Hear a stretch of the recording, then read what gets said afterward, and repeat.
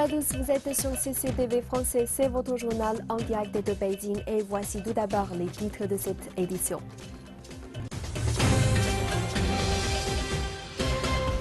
L'Irak demande à la Turquie le retrait de ses troupes supplémentaires déployées récemment dans le nord du pays, sous 48 heures. La Russie et la Turquie s'accusent mutuellement d'implication dans le trafic illégal de pétrole syrien volé par l'organisation État islamique. L'avion allemand dérouté vers Budapest suite à une alerte à la bombe a été fouillé. Aucune bombe n'a été retrouvée à bord. En France, le parti d'extrême droite Front National est le grand vainqueur du premier tour des élections régionales. Et nous nous intéressons à cet enjeu mondial qui est le taux de couverture forestière. En Chine, des bénévoles plantent des arbres.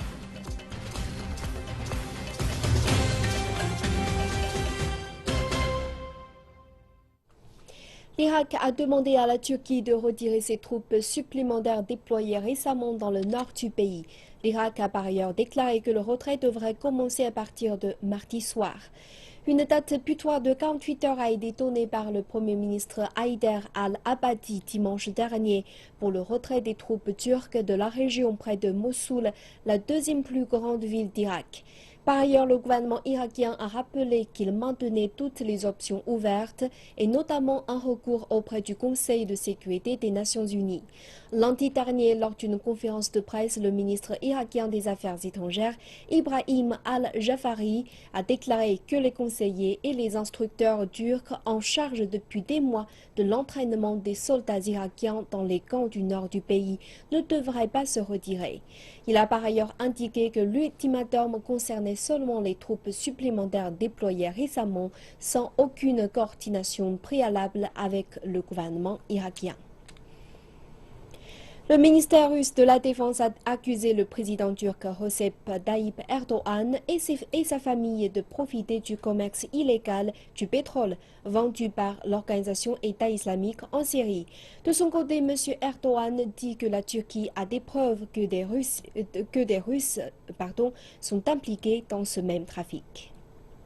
La guerre des mots a cédé la place à un déluge d'accusations. Mercredi dernier, le vice-ministre russe de la Défense, Anatoly Antonov, avait accusé la Turquie d'être le principal bénéficiaire du pétrole volé par l'État islamique en Syrie et en Irak. Selon une information de nos services secrets, la direction politique turque, dont le président et sa famille, sont impliqués dans cette entreprise criminelle. Les responsables de la défense russe disent que l'argent de ces ventes de pétrole en Syrie s'est non seulement répandu sur la direction militaire et politique turque, mais a aussi servi à financer le recrutement de terroristes et l'achat d'armes en Syrie. Selon eux, rien que la semaine dernière, 2000 militants, plus de 120 tonnes de munitions et 250 voitures ont été transférées de Turquie vers l'organisation État islamique et le front Al-Nusra en Syrie. La présidente turque Recep Tayyip Erdogan nie fermement les accusations dont il est l'objet, disant qu'il démissionnerait si la Russie était en mesure de prouver ces allégations. S'ils peuvent prouver ce qu'ils avancent, je ne pourrai plus être président, pas même une minute de plus. Mais si ces allégations ne peuvent pas être étayées, ce sont eux qui doivent démissionner, comme doivent le faire les hommes d'État honnêtes. M. Erdogan a ajouté que la Turquie possédait désormais les preuves que le russo-syrien Georges Aswani, qui possède une entreprise d'ingénierie, a joué un rôle d'intermédiaire dans le commerce de pétrole entre la Syrie et l'organisation État islamique.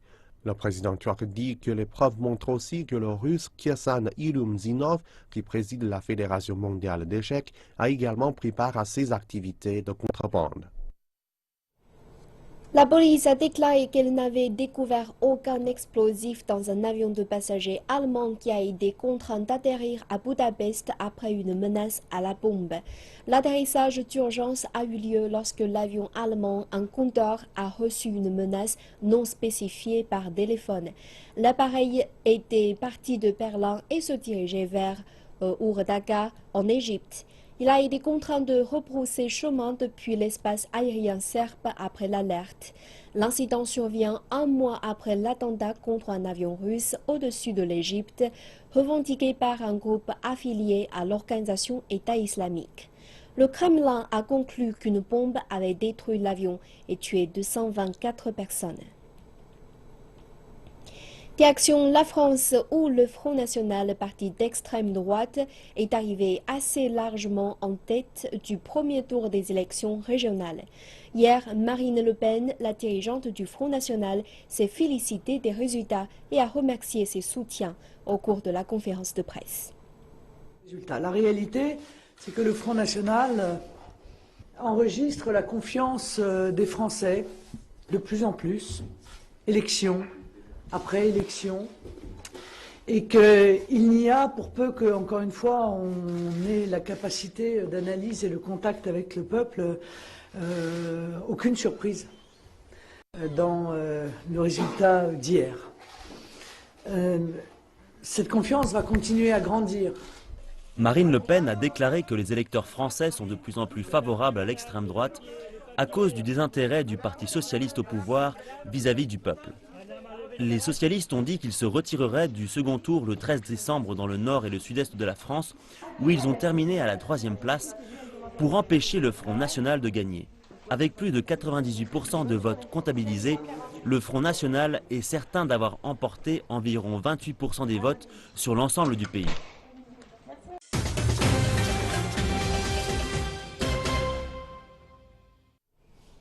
L'augmentation du taux de couverture forestière est un enjeu global. Dans le canton de Fengying, en Chine, les principaux contributeurs à cet effort sont des villageois qui se chargent de planter et d'entretenir des arbres.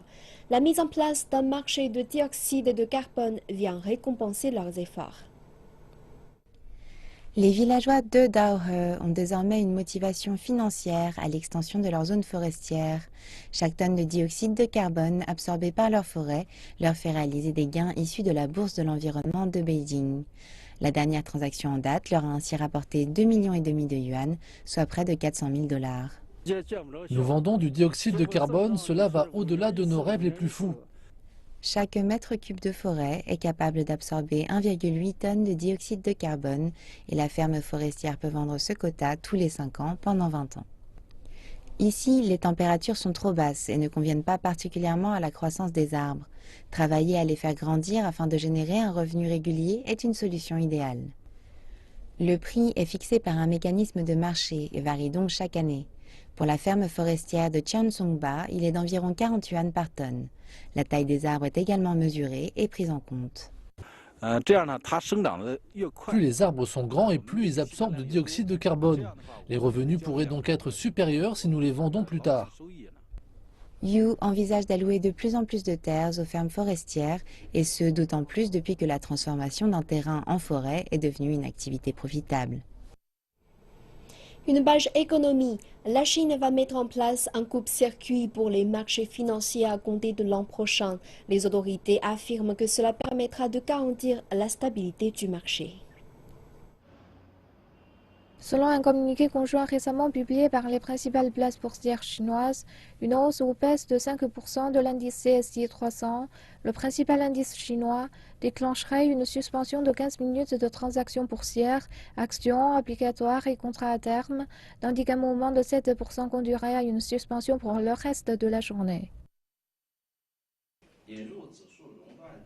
L'introduction d'un mécanisme de coupe-circuit peut offrir une période d'apaisement quand le marché connaît des fluctuations drastiques. Cela permet de stabiliser le marché, de protéger les investisseurs et de permettre une croissance saine et de long terme du marché des capitaux. Cette mesure a d'abord été proposée en septembre dans la foulée des perturbations de l'été. L'établissement de ce mécanisme va être un processus graduel.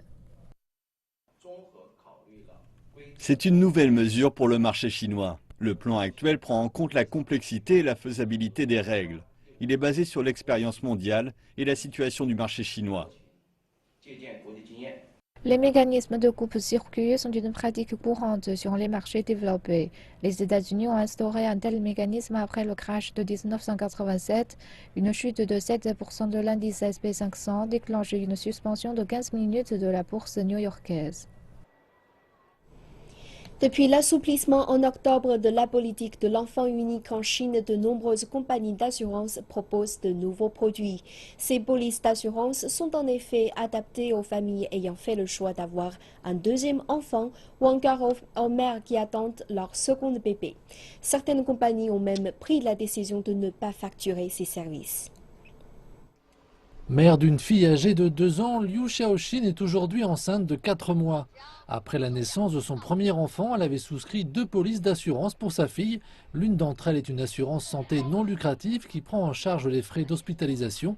Elle est fournie par la Croix-Rouge et par les autorités éducatives et de santé.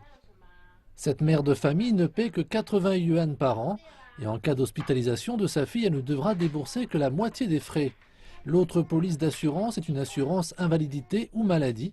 La prime annuelle s'élève à 4 000 yuan, un montant que Liu Xiaoxin s'est engagé à verser pendant 19 ans. Ce contrat prévoit une couverture à hauteur de 300 000 yuan. Pour cette mère de famille, la question de l'assurance n'a pas été soulevée lorsqu'elle a pensé avoir un second bébé. Lorsque je réfléchissais à avoir ou non un deuxième enfant, je prenais en considération les frais de scolarité, le lait maternisé, les couches, etc. Mais je ne me suis jamais souciée de l'assurance. Comme vous me posez la question, je souscrirai certainement la même assurance que celle du premier enfant.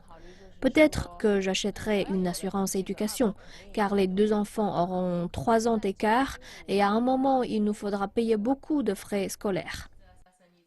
En attendant, Liu Xiaoxin a souscrit une assurance maternité qui l'engage sur 2 ans. En contrepartie, elle bénéficie d'une couverture intégrale de l'ensemble des frais médicaux liés à sa grossesse, ainsi que l'accès à une clinique privée confortable. J'ai fait un calcul, j'avais dépensé entre 40 et 50 000 yuan en assurance, ce qui est le même montant que ce que j'aurais déboursé dans un département VIP ou une unité spéciale de soins dans un hôpital public. Mais c'est beaucoup plus que ce que j'avais dépensé à l'hôpital public lors de ma première grossesse. J'en avais seulement eu pour quelques milliers de yuan. Liu Xiaoxin n'est pas la seule qui se montre préoccupée à l'idée d'avoir un second enfant. D'après les experts, la Chine accueillera chaque année 2,5 millions de nourrissons supplémentaires après l'application de la politique autorisant un deuxième enfant. Le pic des naissances devrait se situer aux alentours de 2017. Des sociétés d'assurance étrangères et de petites sociétés d'assurance chinoises, ces dernières ne représentant que 5% du marché, ont déjà préparé un bouquet de nouveaux produits destinés aux femmes enceintes. Il s'agit d'un fait marquant puisqu'auparavant, les politiques d'assurance familiale étaient principalement tournées vers l'assurance vie ou l'assurance éducation de l'enfant. La tendance principale qu'on constate est que les organismes de contrôle libéralisent les produits. Cela permet davantage de solutions novatrices pour la famille et ses membres. Il existe des inquiétudes de santé pour les femmes qui donnent naissance à un âge plus avancé. Cela exige une couverture médicale spécifique et fera. Certaines polices destinées aux femmes enceintes sont même proposées sans frais supplémentaires. Les futures mamans n'ont qu'à télécharger les photos de leurs examens médicaux pour obtenir leur remboursement, environ 300 yuan pour une grossesse classique. La société fait savoir que son objectif est de mettre sur pied des produits que les grandes sociétés d'assurance ne proposeront pas et d'ajouter que les informations fournies par ces femmes enceintes leur permettront d'y parvenir. Nous souhaitons proposer des produits expérimentaux, mais les compagnies d'assurance traditionnelles factureraient un prix plus élevé car elles ne possèdent aucune donnée relative à ces produits. Nous faisons l'inverse. Nous proposons ces produits gratuitement dans le but de réunir des informations. Alors que cette entreprise offre gratuitement ce type d'assurance aux femmes enceintes, elle fait savoir qu'à l'avenir, elle pourrait facturer 200 yuan pour une petite assurance. D'après les données de la Commission nationale de planification démographique et familiale, en Chine, un bébé ayant des anomalies congénitales naît toutes les 30 secondes. Certaines compagnies d'assurance commencent d'ailleurs à proposer des contrats qui répondent à ce problème. Paix, amour et intégration culturelle sont les thèmes de la parade de cette année qui a traversé Macao pour fêter les 16 ans du retour de l'île dans le giron de la mer Battery.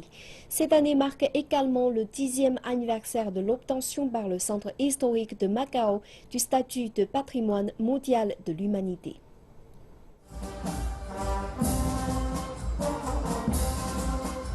Ce sont environ 1500 intervenants venus de plus de 10 pays et régions qui ont participé à la célébration en même temps que des centaines d'artistes locaux. Plus de 10 000 personnes sont venues admirer le spectacle et bien plus encore l'ont admiré depuis leur télévision via un direct télévisé. Les locaux et les touristes ont suivi la parade avec ses chants et ses danses à travers les rues et les ruelles du centre historique de la ville. La parade, qui met en valeur l'héritage culturel unique de Macao et l'atmosphère multiculturelle de la ville, atteint son point culminant avec un grand spectacle. La parade à travers Macao, cité latine, a été créée afin de marquer l'anniversaire du retour de Macao à la Chine. Une série d'activités connexes ont lieu en parallèle de la parade, dont un concours photo et des jeux permettant de remporter des prix. La Power Station of Art of Shanghai organise 3 expositions résultant d'une compétition. Les jeunes conservateurs peuvent avoir une large perspective internationale, mais doivent rester prudents à ne pas se cantonner à un cercle d'artistes. Reportage.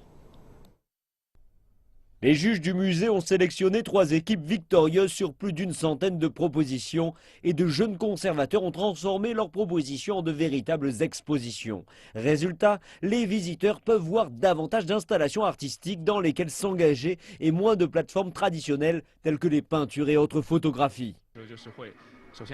Quand nous choisissons les artistes, nous sélectionnons ceux qui ont fait de véritables choses dans la vie, comme le véhicule écrasé et le restaurant de pâtes dans notre exposition. Tout cela s'est vraiment produit, ce ne sont pas uniquement des œuvres abstraites d'artistes. Un conservateur déclare que dans le secteur de l'art, à l'heure actuelle, les conservateurs doivent s'éloigner de leur zone de confort lorsqu'il s'agit de choisir les artistes. Je pense que les jeunes conservateurs doivent briser leur propre cercle, cette zone de confort, de certitude. Beaucoup d'entre eux choisissent fréquemment les travaux de leurs proches amis, artistes, et les expositions se ressemblent à chaque fois. Mon partenaire et moi-même avons atteint un accord selon lequel nous n'ajouterons pas trop de choses personnelles dans l'exposition.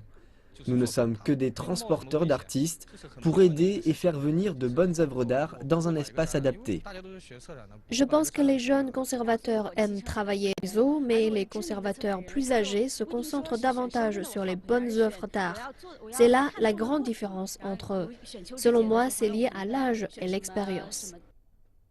Le directeur du musée déclare que la jeune génération de conservateurs a pour la plupart reçu une éducation à l'étranger et qu'ils ont une vision internationale élargie. La chose cruciale que les conservateurs ont besoin d'améliorer est de comment exécuter de façon pratique et de transformer leurs idées en une véritable exposition. Il est facile d'imaginer une exposition dans une galerie, mais lorsqu'il s'agit d'un musée, vous devez utiliser de façon appropriée l'espace. Il est sûr que vous allez rencontrer de nombreuses difficultés. Nous estimons que cette opportunité que le musée offre fournira une aide pour le développement à l'avenir.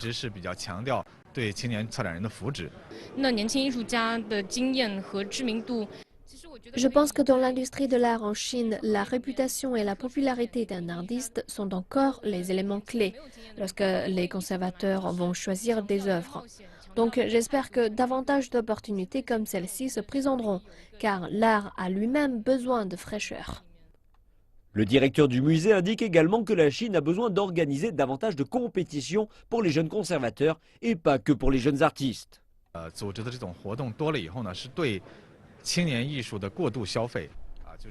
Je pense que de trop nombreuses compétitions pour jeunes artistes vont entraîner une commercialisation trop précoce. Ce n'est pas une bonne chose pour l'industrie de l'art, car les jeunes artistes ont un long à parcourir. Que peuvent-ils faire d'autre si leurs travaux ont été commercialisés et utilisés trop tôt dans leur phase de développement? C'est pourquoi nous avons choisi d'organiser une compétition pour les conservateurs, pour aider cette jeune génération. L'exposition dure jusqu'au 18 mars à la Power Station of Art de Shanghai, entrée gratuite. C'est ainsi que se termine cette édition. Merci de votre fidélité. À très bientôt sur CCTV Français.